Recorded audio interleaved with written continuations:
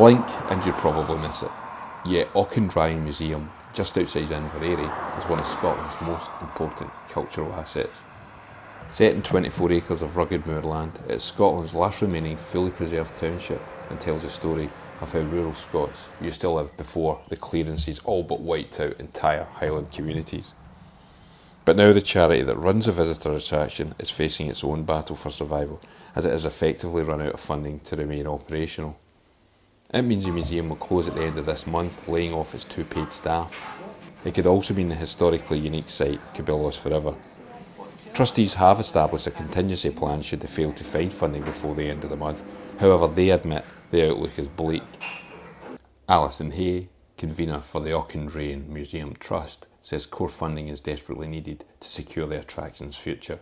We have enough money to keep our curator and our maintenance officer paid until the end of July. We can pay them, we've paid them for this month, we can pay them for next month, but that's it. After that, we will have nothing left in the coffers. So we are really at a very critical point. If we don't get something in place by July, then we lose the core of what is Auchindrain Township. For development manager Bob Clark, he believes the museum is unique among Scotland's cultural assets as both an education and leisure attraction, and money shouldn't come in the way of saving it for the nation. Visitors love the reality, the grittiness, the realness of the place. The fact that nothing's brought in, all the buildings are as they were. It's not Disney, it's not too clean. But it's also a very peaceful place. The sheep and the lambs are around, the cattle are in the fields, the hens are running around their feet. But it's not full of crowds.